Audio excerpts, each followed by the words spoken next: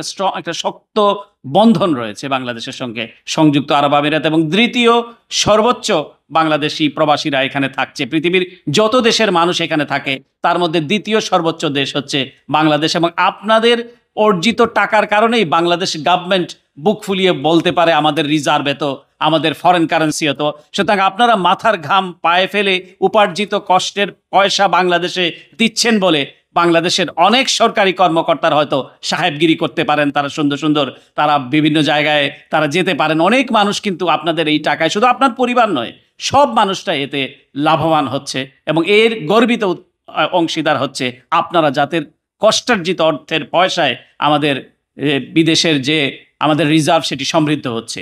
কিন্তু এই আপনাদের এই ওই বলে না যে বেড়ায় ক্ষেত খায় ফেলায়, তো বাংলাদেশে এরকম আপনাদের এই কষ্টার্জিত মুদ্রা যখন রিজার্ভে সংরক্ষণ করা হচ্ছিল, বাংলাদেশের অর্থনীতিকে যখন সমৃদ্ধ হচ্ছিল, তাদের চুরির মাত্রা এত বিস্তৃত হয়েছে যে তারা বাংলাদেশ ব্যাংকের রিজার্ভকে পর্যন্ত খেয়ে ফেলেছে। এই পলাতক গোষ্ঠী, পলাতক যে স্বৈরাচার, যে একটা আরেকটি দেশে আশ্রয় নিয়ে এখন যে বাংলাদেশকে অস্থিতিশীল করার যে চেষ্টা করছে। তো যাই হোক, আপনাদের এই চেষ্টা বৃথা যায়নি, আপনাদের পরিশ্রম বিফলে যায়নি। আমরা একটি সুন্দর সম্ভাবনার দিকে এগিয়ে যাচ্ছি। কতটুকু সুন্দর বাংলাদেশ হবে, আমি সরকারি চাকরিতে ঢুকেছি বলে সব সার্টিফিকেট আমি এখানে দিতে পারবো না, সেই অভ্যাস আমার নাই।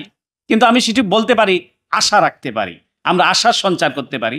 এই কারণে আমরা আশা রাখতে পারি যে একজন এই পৃথিবীতে এই মুহূর্তে যতজন রাষ্ট্র এবং সরকার প্রধান আছেন, কেউ একজন রাষ্ট্র এবং সরকার প্রধানও কিন্তু নোবেল বিজয়ী নন।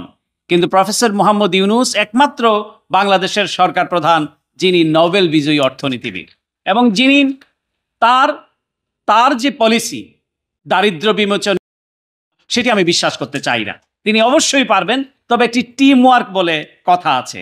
তিনি 100 মিটার স্পিডে যদি দৌড়ান, তার রানিং মেট হিসেবে আরেকজনকে হয়তো 50 মিটার স্পিডে দৌড়াতে হবে। যদি খুব বেশি পেছনে পড়ে যান, একজন ব্যক্তির পক্ষে সব কিছুর আমূল পরিবর্তন সম্ভব নয়। এবং আমরা জানি এই গভর্নমেন্ট কিন্তু একটি অন্তর্বর্তীকালীন সরকার। তারা বাংলাদেশের এই জীর্ণ দশাটাকে তারা ঠিক করতে চাচ্ছেন, এবং এটা খুব জরুরি বাংলাদেশের জন্য। কারণ বাংলাদেশের প্রতিটি প্রথা এবং প্রতিষ্ঠান ধ্বংস, নিঃশেষ হয়ে গিয়েছে। তারা ধ্বংসস্তূপ থেকে বাংলাদেশকে তুলে আনার চেষ্টা করছেন।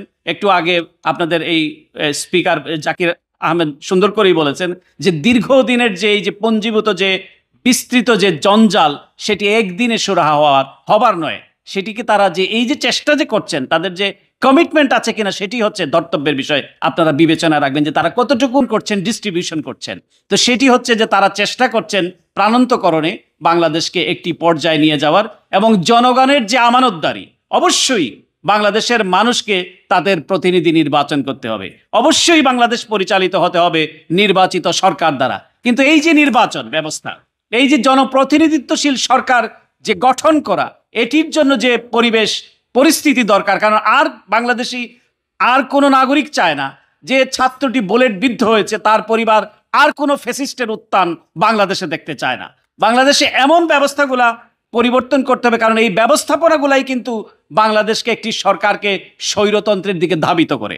এই প্রতিষ্ঠানগুলোকে, কনস্টিটিউশনকে, এই কাজগুলোকে তারা সুরাহা করার জন্য, বাংলাদেশের মানুষের, জনগণের আমানতদারি মানুষের হাতে তুলে দেওয়ার জন্য প্রফেসর মোহাম্মদ ইউনূসের নেতৃত্বাধীন সরকার কাজ করছে।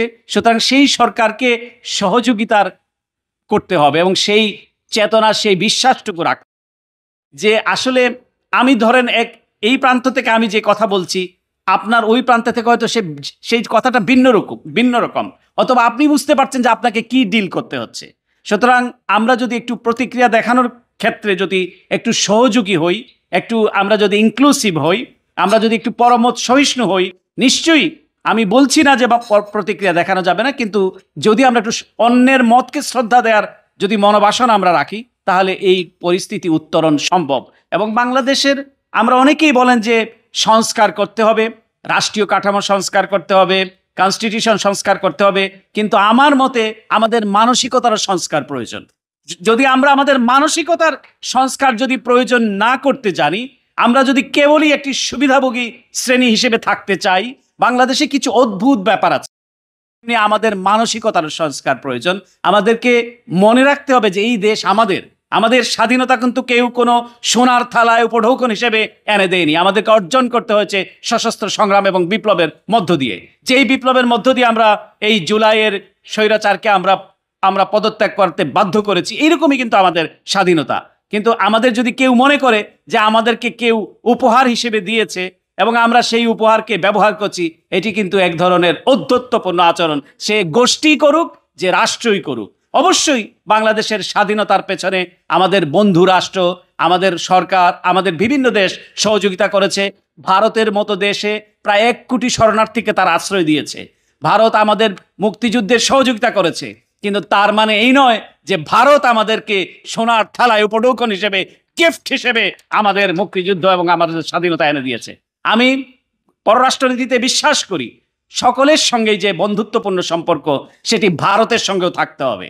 ভারত আমাদের বৃহৎ প্রতিবেশী রাষ্ট্র, কেন নয়? ভারতের সঙ্গে অবশ্যই আমাদের বন্ধুত্বপূর্ণ সম্পর্ক হতে হবে, কিন্তু এই বন্ধুত্ব হতে হবে সমমর্যাদার ভিত্তিতে।